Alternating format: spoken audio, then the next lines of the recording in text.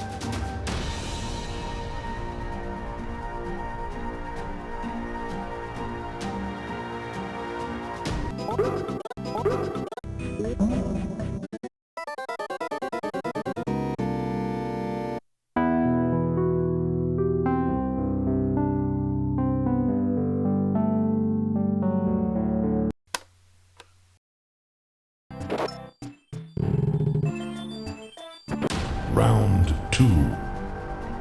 Fight!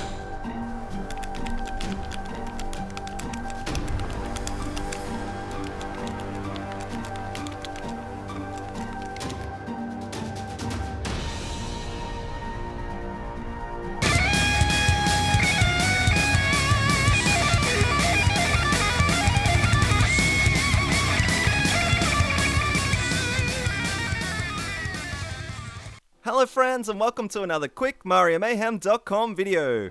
Today we are going retro and exploring 5 of my favourite old school Super Mario bonus game type things. So first up, some clarification on this list, as we all know the best lists are the ones that need explaining. So for the purposes of this video, I'm calling anything SNES or below retro, and a bonus game anything that is out of the standard Mario gameplay and or offers some kind of item as a reward. So with these rules in mind, grab hold of your gaming pugs and let's go! Released in 1992, Super Mario Land 2 6 Golden Coins was a really fun Game Boy game, featuring wacky power-ups like a carrot that turned you into Bunny Mario, and awesome levels like this space one. This game managed to seal a special place in my memory banks. And it had mini bonus games!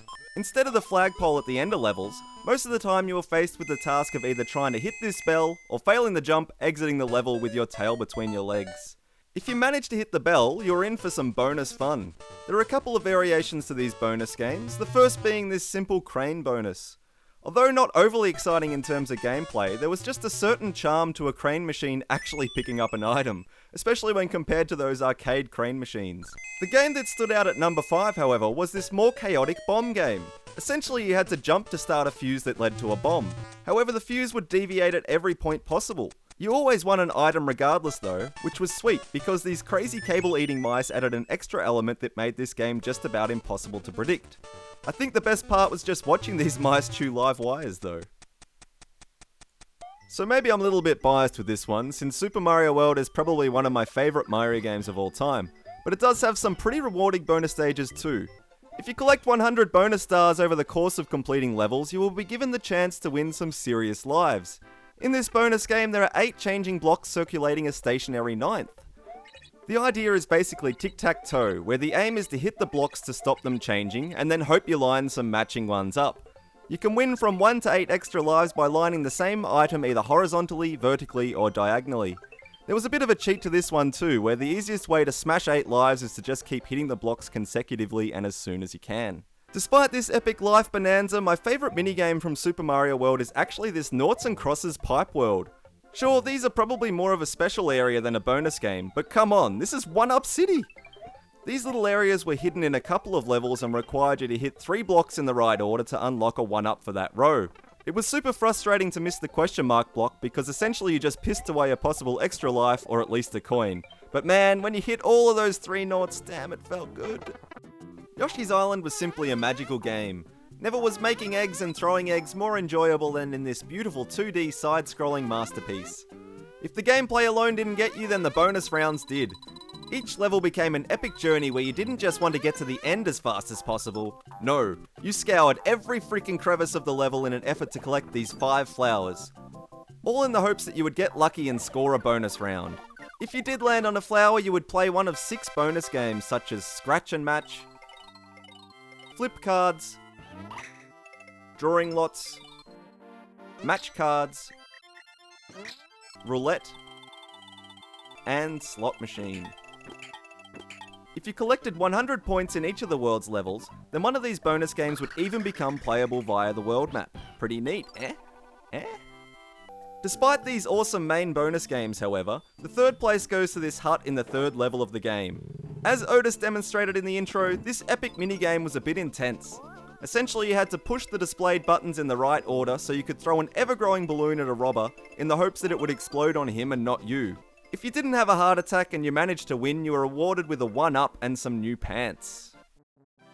Super Mario Bros. 3 had a ton of bonus games hiding throughout its many awesome worlds, ranging from toad houses, treasure ships, and even the elusive white mushroom houses that required you to collect a set number of coins in specific levels just to unlock them.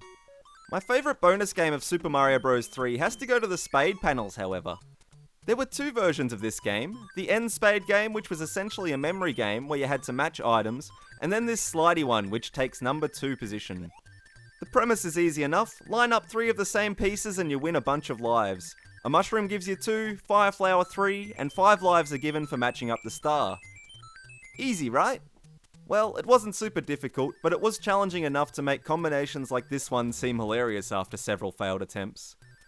I'm not really sure why this game stood out so much to me, other than perhaps an ingrained allure to gambling, or maybe it was just this super catchy mind-drilling sound loop. Drawing with your mouse is somewhat mundane these days, but back in 1992 Mario Paint was pretty mind-blowing. The SNES and a mouse? Awesome! For those of you that don't know, the game essentially allowed you to paint things, stamp things, colour things in, and even make small animations. It's probably best known these days for its music creation abilities, where peoples of the internet have taken to making popular jams with the music creator. Even with all this awesomeness, Mario Paint still manages to bring home the best retro Super Mario bonus game with the minigame Gnat Attack. Sometimes known as Coffee Break, this bonus game is accessible by clicking on the coffee cup in the menu and sends you into a fly-swatting frenzy. The game features 3 levels of progressively harder bugs, each with the final boss known as Watinga. The game itself is pretty straightforward. Click on the flies, don't get hit, and try not to get too excited. It's super addictive and was even featured on a kids game show here in Australia at one point. There is no end to the game, as once you pass the boss, the game just loops around and gets harder. Despite the small amount of gameplay, this game still has a big allure to this day, and it's no surprise that Mario Paint as a whole received a Player's Choice rating. Anyway, that's it for today, friends. I hope you enjoyed these 5 retro Super Mario bonus games, or whatever they were. The clap will be back next video, so stay tuned, and we'll see you soon. Did you know that 9 out of 10 pugs don't get to play Super Nintendo in their lifetime? Please help us raise awareness by liking and sharing this video responsibly. Thank you. Bingo! Ho ho ho!